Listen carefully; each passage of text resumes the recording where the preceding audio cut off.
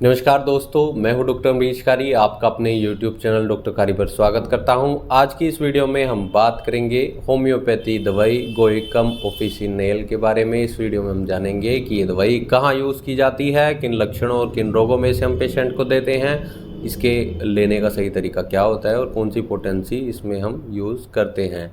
जानने के लिए वीडियो पूरा देखें। अगर आप हमारे चैनल पर नए हैं तो चैनल को सब्सक्राइब कर लें ताकि आने वाले हेल्थ रिलेटेड वीडियो से आप अपडेटेड रहें।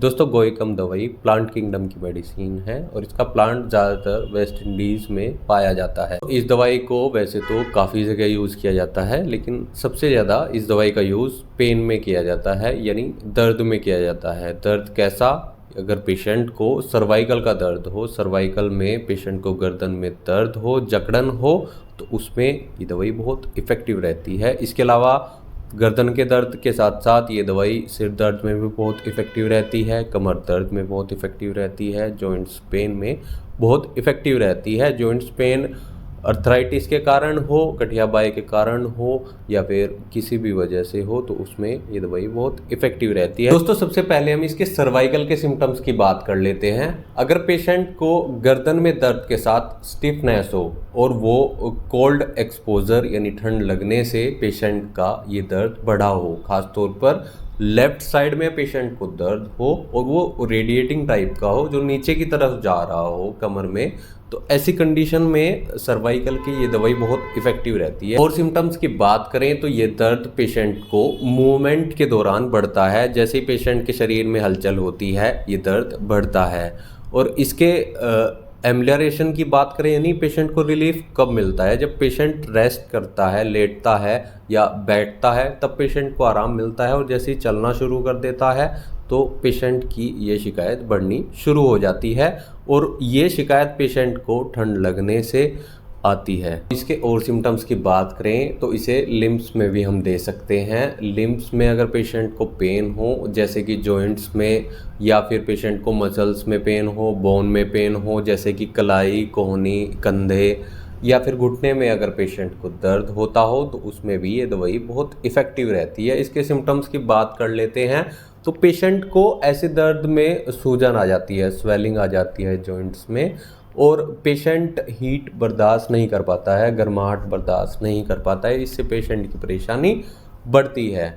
और सिम्टम्स की बात करें तो पेशेंट को कहीं भी दर्द हो, कलाई में या फिर कोहनी में, तो उसमें स्टिफनेस देखने को मिलती है, जकड़न बहुत ज़्यादा देखने को मिलती है। तो पेशेंट का ये दर्द खास तौर पर लेफ़्ट साइड में होता है। पेशेंट के लेफ़्ट साइड के हिस्से में घुटने में दर्द हो सकता है, कंधे में दर्द हो सकता है, कोहनी में दर्द हो सकता है, कूल्हों में दर्द हो सकता है। सियाटिका के दर्द में भी बहुत इफ़ेक्टिव रहती है।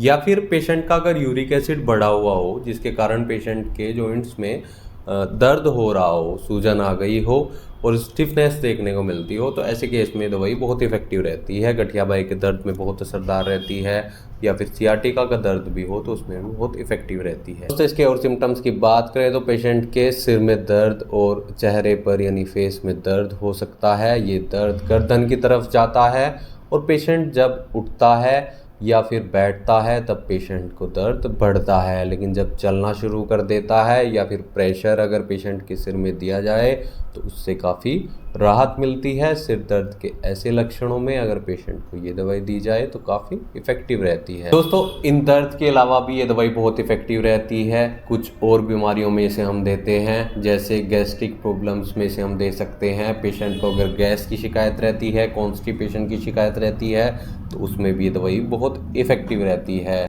और रोगों की बात करें तो पेशेंट को इसे टॉन्सिलाइटिस में दे सकते हैं। टॉन्सिल जब पेशेंट के सूज जाते हैं तो उसमें बहुत इफ़ेक्टिव रहती है। पेनफुल टॉन्सिल्स में इसे हम पेशेंट को देते हैं।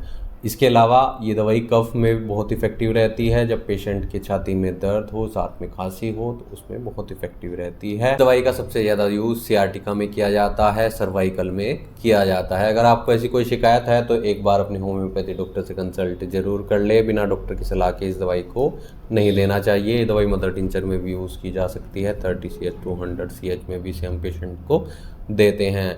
लेकिन अगर आपको ऐसी कोई शिकायत लंबे टाइम से है तो एक बार अपने होम्योपैथी डॉक्टर से मिले, नहीं तो दिए गए व्हाट्सएप नंबर पर हमसे संपर्क कर इलाज या सलाह ले सकते हैं।